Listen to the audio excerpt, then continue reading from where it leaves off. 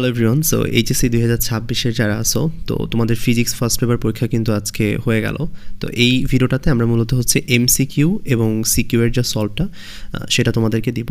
পরীক্ষা অ্যাকচুয়ালি তোমাদের কেমন হয়েছে এটা আসলে না জিজ্ঞেস করাই বেটার, কারণ আমি আসলে কোয়েশ্চেনটা দেখেছি অ্যান্ড আমার কাছে এত পরিমাণে উইয়ার্ড একটা কোয়েশ্চেন লাগছে। বেশ ভালো তারা কঠিন কোয়েশ্চেন করছে, এটাকে স্ট্যান্ডার্ড মোটেও বলা যাবে না। তো আমি জানি যে ফিজিক্স ফার্স্ট পেপার পরীক্ষা ম্যাক্সিমাম স্টুডেন্টদের ভালো হয় না, 80 থেকে 90%।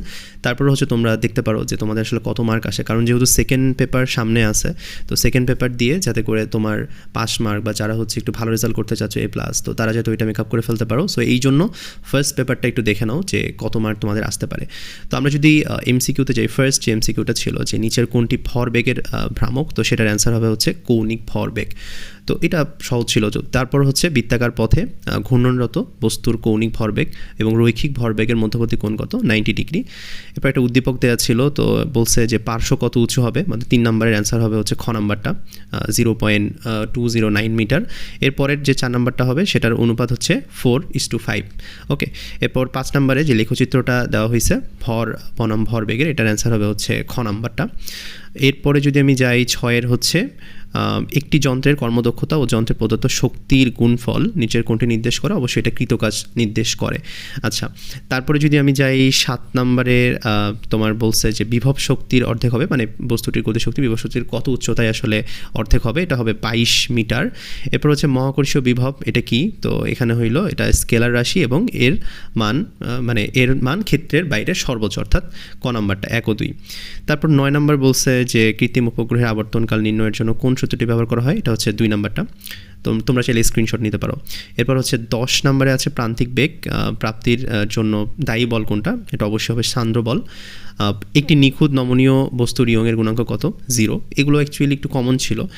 আচ্ছা, 12 নম্বরে যদি আমি যাই, তো 12 নম্বরের অ্যান্সারটা হবে হচ্ছে খ নাম্বারটা। তোমরা দেখতে পারো যে স্থিতিশক্তি এবং গতিশক্তি মানে কোথায় সমান হবে, কত সরণ হলে। এরপর 13 নম্বরে আছে নিচের কোনটি ত্রয়ী, তো এটা হবে প্রথমটা 48:60:72। আচ্ছা, বাতাসের আর্দ্রতা বেশি হলে কি হবে, অবশ্যই বাষ্পায়ন ধীরে হবে এবং শিশিরাঙ্ক বেশি হবে, মানে খ নাম্বারটা হবে 1 ও 3। আচ্ছা, 15-তে কী হবে, পানির সংকট তাপমাত্রা নিচের কোনটি, এটা হলো 647 কেলভিন। আচ্ছা, একটা উদ্দীপক দেওয়া ছিল, তো উদ্দীপকে বলছে যে মোম লাগানোর পূর্বে বিয়ের কম্পাঙ্ক কত ছিল, এটা হবে হচ্ছে 108 হার্জ। এরপর হচ্ছে 17 নাম্বারটা ছিল এ ও বি এর কম্পাঙ্কের অনুপাত কত হবে, এটা হবে হচ্ছে 50:53। আচ্ছা, এরপর হচ্ছে 18 নাম্বারটার অ্যান্সার কী হবে, এই যে লেখচিত্রটা অঙ্কন করতে বলছে, এটা খ নাম্বারটা হবে অ্যান্সার। এরপরে যদি আমি চাই 19 নম্বরে হচ্ছে নিচের কোনটি দূরত্ব মাপার একক নয়, এটা হবে হচ্ছে ওহম মিটার। দেন হইল 20 নম্বরে যদি আমি যাই যে শতকরা ত্রুটি কত, এটা হচ্ছে 4.5%। আচ্ছা, এরপর যদি আমি 21 নম্বরে যাই যে উপাংশের অনুপাত, এটা হচ্ছে tan থিটা। এরপর 22 নম্বরে হচ্ছে মধ্যবর্তী কোণ নির্ণয় করতে বলছে, এটা হচ্ছে 0 থেকে 180 ডিগ্রি। আচ্ছা, এরপর 23 নম্বরে যদি যাই এদের মধ্যবর্তী দূরত্ব চাইছে, এটা হচ্ছে 112 মিটার। অ্যান্সার এটাই আসে তুমি যদি করো। 24-এ যদি আমি যাই সর্বোচ্চ উচ্চতার হ্রাসের ক্ষেত্রে, এটা হচ্ছে 1 ও 2, মানে বেগ আনুভূমিক হবে এবং ত্বরণ হচ্ছে 0 নয়। 25 নম্বরের আনুভূমিকভাবে নিক্ষিপ্ত বস্তুর গতিপথের সমীকরণ, এটা হচ্ছে ক নাম্বারটা। তো এটা ছিল হচ্ছে আমাদের এমসিকিউ এর সলভ। তো তোমরা আমাকে জানাও যে এমসিকিউতে তোমরা কত পাইছো বা কত আসতে পারে। তো এরপরে যদি আমি সৃজনশীলের প্রশ্নে আসি, 1 নং প্রশ্নে যদি যাই ক এবং খ। কতে হচ্ছে কর্মদক্ষতা কাকে বলে, এটা তোমরা জানো যে কোনো যন্ত্র বা ইঞ্জিনের মোট প্রদত্ত শক্তি এবং লভ্য কার্যকর শক্তির অনুপাতকে কিন্তু আমরা হচ্ছে কর্মদক্ষতা বলি। বাট এর আরও বিভিন্ন হচ্ছে ভাবে সংজ্ঞাটা দেওয়া যায়, তো তোমরা যেভাবেই দাও এটা জাস্ট এক লাইনে তুমি যদি প্রকাশ করো তাইলে কিন্তু এখানে তোমার 1 মার্ক চলে আসবে। এরপর খ নাম্বারটা সমভর ও সমব্যাসার্ধের একটি সিডি এবং একটি কয়েন স্থির অবস্থা হতে সমকৌণিক বেগ প্রাপ্ত হলো, এক্ষেত্রে প্রযুক্ত টর্ক একই কিনা ব্যাখ্যা করো। সো এটাও কিন্তু এখান থেকে হচ্ছে আমরা চাইলে ব্যাখ্যা করতে পারবো, জাস্ট 2 লাইনে এটা খুব সুন্দর মতো এক্সপ্লেন করা যায়। অ্যাকুরেটটা লিখে আসো তাইলে কিন্তু এখানে তুমি হচ্ছে 2 পাচ্ছ। আর গ এবং ঘতে যে কোয়েশ্চেনগুলো আছে এগুলোর সলভ হচ্ছে আমি একটু পরে দিয়ে দিচ্ছি। ইভেন কোয়েশ্চেন কিন্তু অনেক কঠিন হয়েছে, লিটারালি ধরো চিত্র থেকে শুরু করে নর্মাল স্টুডেন্টদের পক্ষে কিন্তু এটা সার্ভাইভ করাটা একটু কষ্টকর হয়ে গেছে এবং অনেক টাফ হয়েছে। এই জন্য আমার মনে হয় সামনের যে পরীক্ষাটা আছে অর্থাৎ ফিজিক্স সেকেন্ড পেপার, সেটাতে কিন্তু একটু বাড়তি নজর দিতে হবে, কারণ 2টা মিলিয়ে যেহেতু রেজাল্টটা হবে, সো সেক্ষেত্রে সেকেন্ড পেপার দিয়ে কিন্তু তোমার মানে মোটামুটি একটা ভালো রেঞ্জে তোমাকে আসতে হবে। আচ্ছা, 2 নং প্রশ্ন দেখি ক এবং খ। তো ব্যাংকিং কোণ কাকে বলে, এটা এখানে দেওয়া আছে, দেখে নাও। এরপর খ নম্বর হচ্ছে ঘূর্ণন অক্ষ হতে ভিন্ন দূরত্বে কণাসমূহের কৌণিক বেগ একই, তবে রৈখিক বেগ ভিন্ন কেন? সো এটা অনেকেই হচ্ছে ভুল করছো, তো আমি এখানে তোমাদেরকে দেখাই দিতেছি যে এইভাবে হবে। তারপর যদি আমি 3 নং প্রশ্নে আসি, মুক্তিবেগ কাকে বলে?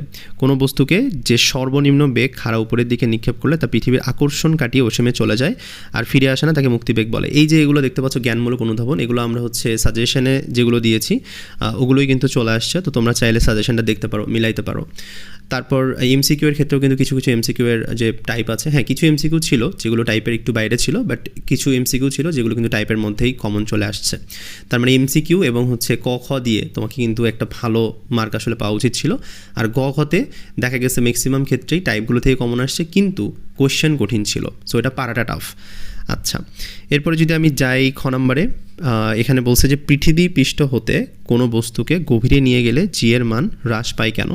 তো এটা হচ্ছে এক্সপ্লেন করতে হবে। গভীরতা বৃদ্ধির সাথে সাথে বস্তুর নিচের দিকে পৃথিবীর ভরের পরিমাণ কমে যায়, ফলে কিন্তু বস্তুর উপরে কার্যকর মহাকর্ষীয় বল হ্রাস পায়। এভাবে হচ্ছে তুমি এক্সপ্লেন করলে তোমার মার্ক তুমি পাবা। পয়সন অনুপাত কাকে বলে? এটাও আমরা দিয়েছিলাম যে কোনো বস্তুর পার্শ্ব বিকৃতি এবং অনুদৈর্ঘ্য বিকৃতির অনুপাতকে ওই বস্তুর উপাদানের পয়সনের অনুপাত বলে। এই প্রশ্নটা আমরা একটু দেখি খ নম্বরে, যে প্রবাহ গোলকের অর্ধাংশ তরলের অভ্যন্তর হতে বাতাসে চলে আসলে ওই অণুর উপরে লব্ধি বলের কি পরিবর্তন হবে? সো এটা কিন্তু চিত্রসহ ব্যাখ্যা করতে বলছে, ইন্টারেস্টিং জিনিস। তো চিত্রটা এখানে দেওয়া হয়নি, বাট এটা কিন্তু একটা চিত্র আছে। তো এটা হচ্ছে তোমরা এখান থেকে দেখে নাও, জাস্ট থিওরিটা এখানে আমি আলোচনা করেছি, চিত্রটা এখানে দেওয়া হয় নাই।